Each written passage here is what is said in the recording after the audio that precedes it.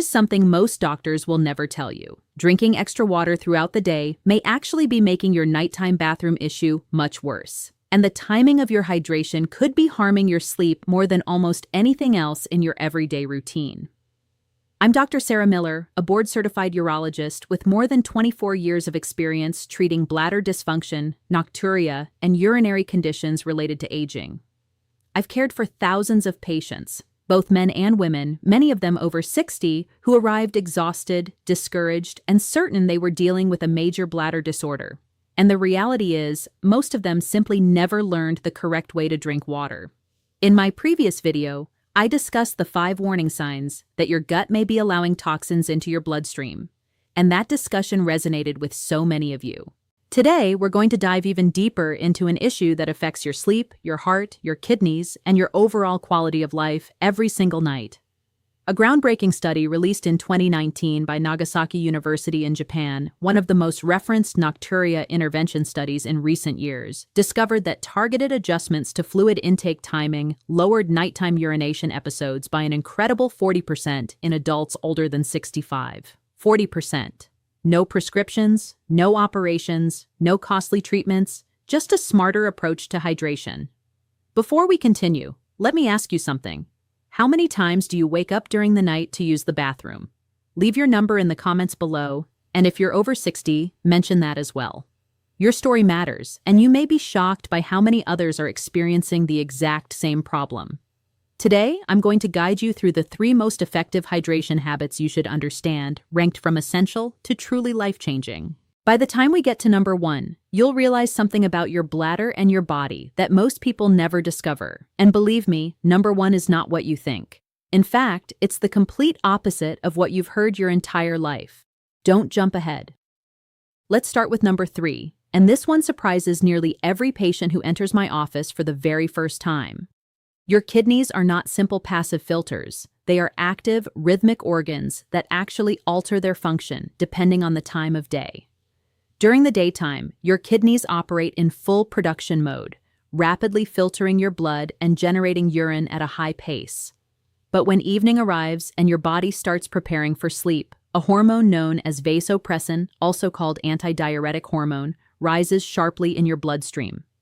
Vasopressin tells the kidneys to reduce urine production, concentrate the urine that is created, and allow your bladder to rest overnight. This is the body's natural system. The issue is, if you consume a large amount of fluid within the 2 or 3 hours before bedtime, you overpower that vasopressin signal. Your kidneys continue producing urine even while you're trying to sleep, and your bladder fills more quickly than your brain's sleep center can suppress the urge to urinate. A 2020 study from the University of Toronto, published in the Journal of Urology, evaluated 412 adults with confirmed nocturia and found that those who followed a structured fluid cutoff 2 to 3 hours before bed reduced their average nighttime bathroom trips from 2.8 per night to only 1.6, a 43% improvement. Another study published in 2018 from Maastricht University Medical Center in the Netherlands confirmed similar results, showing that limiting evening fluids led to a 38% decrease in nocturnal urine output volume among participants aged 60 and older. One of my own patients, Mahi, a 68-year-old retired teacher from Ohio, came to me waking up 4 times every night. She was drinking herbal tea, water, and juice until the moment she switched off the lights. After we introduced a simple 7:30 p.m. cutoff based on her 10:30 p.m. bedtime, she reduced her nighttime bathroom visits to just 1 within 3 weeks. She told me she finally felt like she had her life back. Age also plays an important role here. After age 60, vasopressin production starts to decline noticeably. Research from the University of Amsterdam, published in 2017, showed that adults over 65 produce as much as 30% less vasopressin during the night compared to adults in their 30s and 40s. This means that even a small amount of evening fluid, 2 or 3 glasses, can push your bladder past its limit as you age, while the same amount would have been managed easily when you were younger. This is not an illness, it is biology. But it is biology you can work with. To apply this beginning tonight, simply determine your target bedtime and count backward 2 and 1/2 hours. That becomes your final fluid intake point. Set a soft phone reminder if necessary. Your final drink should be small, no more than 6 Oz, and it should not contain caffeine or alcohol because both caffeine and alcohol directly interfere with vasopressin activity and will increase your nighttime urine production regardless of quantity. This habit works extremely well with number 2 on our list because number 2 focuses on what you drink, not only when you stop, and what you've been consuming before that cutoff window may be quietly undermining everything. Coming up next, we'll discuss the hidden bladder irritants that millions of people consume every single day without realizing they are pushing their bladder into overdrive. And one of them is probably sitting on your kitchen counter right now. Number 2 is where things start to get really interesting because this is the habit that fundamentally rewires your entire relationship with water.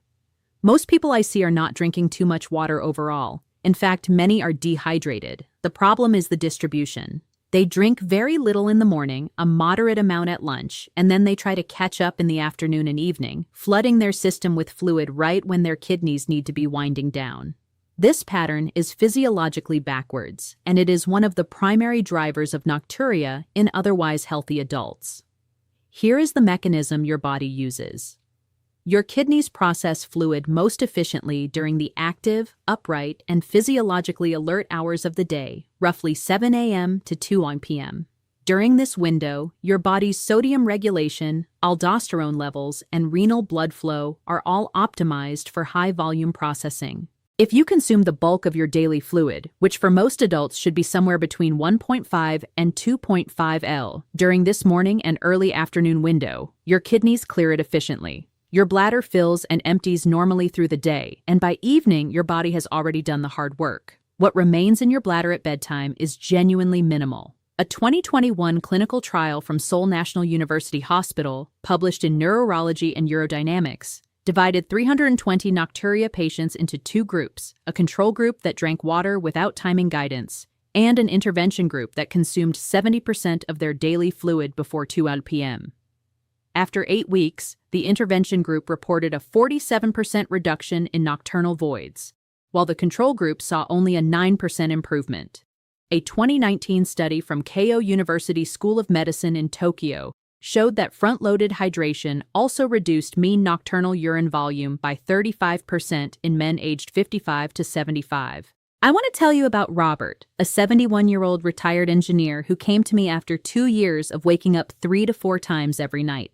He was convinced he had prostate trouble, and while we did address some mild prostate enlargement, the real revelation came when we tracked his drinking habits with a 48-hour fluid diary. He was drinking less than 400 ml before noon and then consuming almost a liter between 6 town and 9 p.m. We flipped his schedule. Large glass of water first thing in the morning, consistent hydration through the day, firm stop at 7 p.m. Within 6 weeks, Robert was averaging 1 nighttime void, down from 3.5. His sleep score on his smartwatch improved by 28 points. For those of you over 65, this front-loading strategy becomes even more essential. As we age, our thirst sensation weakens, a well-documented phenomenon confirmed in a 1992 study from the University of California, San Francisco that has been replicated numerous times since. This means older adults frequently underdrink in the morning because they don't feel thirsty, then overcompensate late in the day when habits or routine triggers them to drink. Breaking this cycle is one of the most powerful things you can do for your sleep. Here is how to start immediately.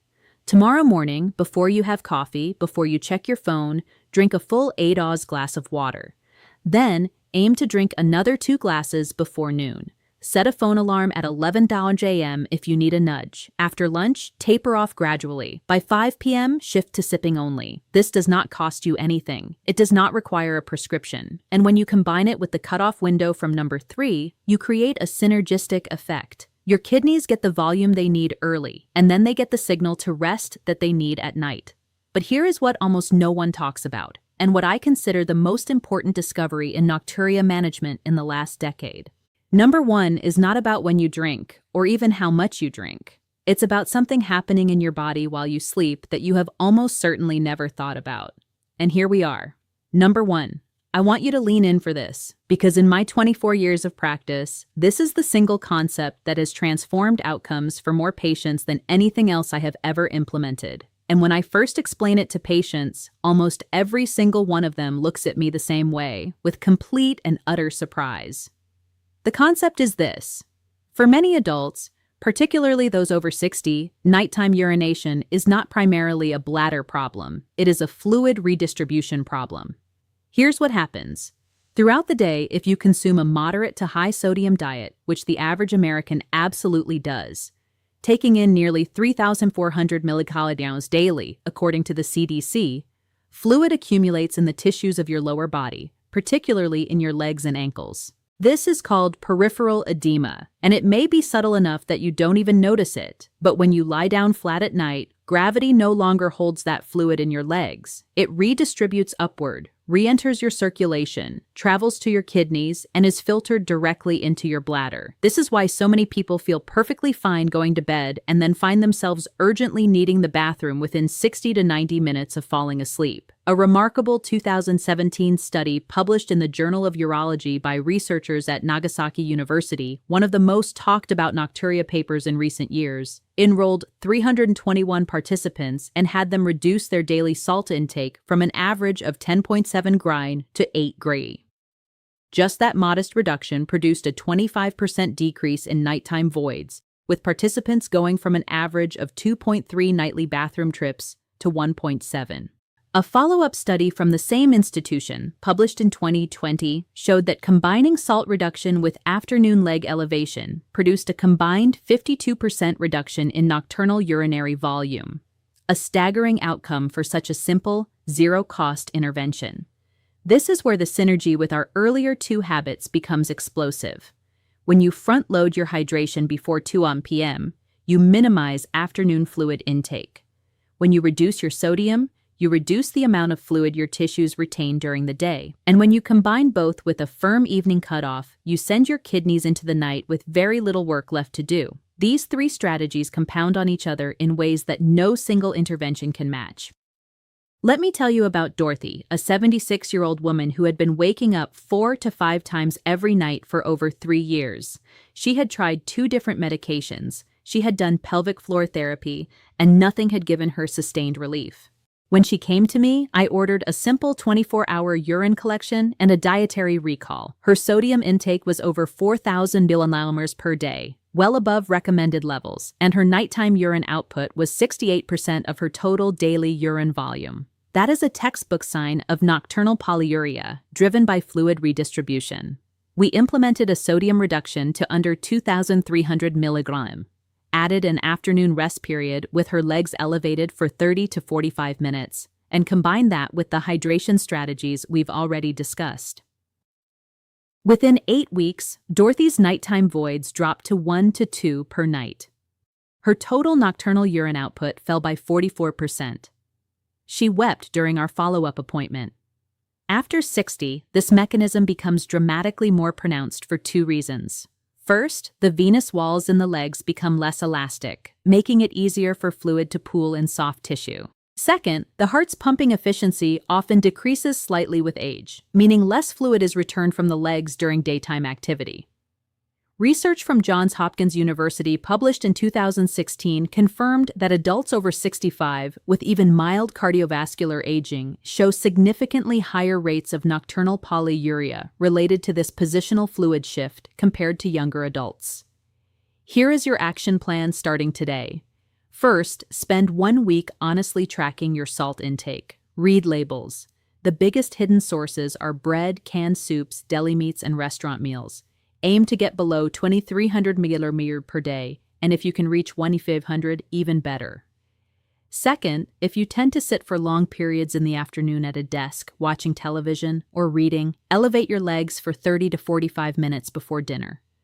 A pillow under your calves works perfectly. This simple position shift allows your circulatory system to return that pulled fluid to your bloodstream and kidneys while you are still awake and upright. So, your bladder handles it before bedtime instead of at 2 a.m. Third, and this ties everything together, combine this with your morning hydration habit and your evening cutoff. This trio of strategies works as one unified system, And the results for patients who implement all three consistently are truly remarkable. Now let's bring it all together. Let's bring this home. Number 3, establish your fluid cutoff 2 to 3 hours before bed because your kidneys need that time to wind down alongside the rest of your body. And if you're over 60, your vasopressin system needs that buffer even more urgently than it did when you were younger. Number 2, front-load your hydration. Drink the majority of your water before 2 p.m. When your kidneys are physiologically primed to process it efficiently and your bladder can do its job during normal waking hours. And number 1, the one that changes everything. Reduce your sodium and elevate your legs in the afternoon to stop that silent, invisible flood of fluid that migrates from your legs to your bladder the moment you lie down at night. Here is what I want you to hear most clearly. Improving your sleep, your bladder health, and your nighttime comfort is absolutely possible at any age. These are not cures reserved for the young. They are biology-backed strategies that work precisely because they work with your aging body, not against it. Now, do you know which of these 3 will you start first? And what is your biggest challenge when it comes to waking up at night? Tell me in the comments. I read every single one, and your question might become the subject of my next video. If this helped you, please hit the like button right now. It tells YouTube that this information is reaching the people who need it most. Subscribe so you don't miss what's coming next. Share this with someone you love who is losing sleep and leave your thoughts below. Your body is not broken. It is simply waiting for the right information. And now you have it.